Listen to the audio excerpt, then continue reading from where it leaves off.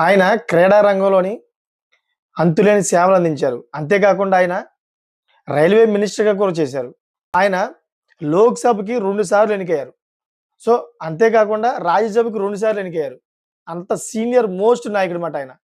ఆయన మన భారతదేశంలోని ప్రజలకి ఇన్ని సేవలు అందించారంటే, ఒకానొక టైంలోని క్రీడా రంగంలో ఆయన అసోసియేషన్ చైర్మన్‌గా ఉండి, భారతదేశం మొత్తం అంతటా కూడా ఆయన వైపు తిరిగేలా చేసుకున్నారాయన. అటువంటి వ్యక్తే సురేష్ కల్మాడి. సురేష్ కల్మాడి మహారాష్ట్ర నుంచి ఆయన భారత రాజకీయాల్లోను, క్రీడా రంగంలోను తనదైన ముద్ర వేసిన కాంగ్రెస్ సీనియర్ నేత. సో, ఆయన కొద్దిసేపటి క్రితమైతే అనారోగ్యాల కారణం వల్లైతే కన్నుమూశారు.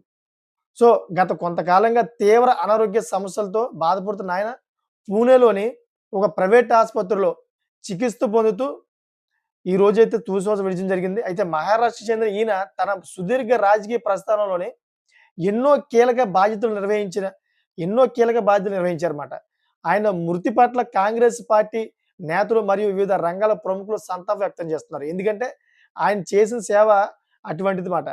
రాహుల్ గాంధీ గాని, సోనియా గాంధీ గాని, ప్రియాంక గాంధీ గాని వాళ్ళు కూడా రియాక్ట్ అవుతున్నారంటే ఆయన క్రేజ్ ఏ విధంగా ఉందో అర్థం చేసుకోండి. ఆయన పివి నరసింహరావు గారు అటువంటి టైంలో క్యాబినెట్ టైంలోని పివి నరసింహరావు గారి యొక్క క్యాబినెట్ టైంలో ఆయన రైల్వే మినిస్టర్‌గా చేశారాయన. అంటే అంత గొప్ప వ్యక్తి ఆయన. అటువంటి వ్యక్తి ఈరోజు చనిపోవడంతోటి మన భారతదేశ రాజకీయ నాయకులందరూ కూడా ఆయన మృతికి సంతాపం వ్యక్తం చేసి ఆయన కుటుంబానికి సానుభూతి అయితే పరుస్తా ఉన్నారు. మీకేమనిపిస్తుందో కామెంట్ చేస్తారని కోరుకుంటున్నాను. అదేవిధంగా ఈ వీడియో మీకు నచ్చితే గనక సబ్స్క్రైబ్ చేసుకొని అదేవిధంగా మరి కొంతమందికి షేర్ చేస్తారని కోరుకుంటున్నాను. Thank for watching friends.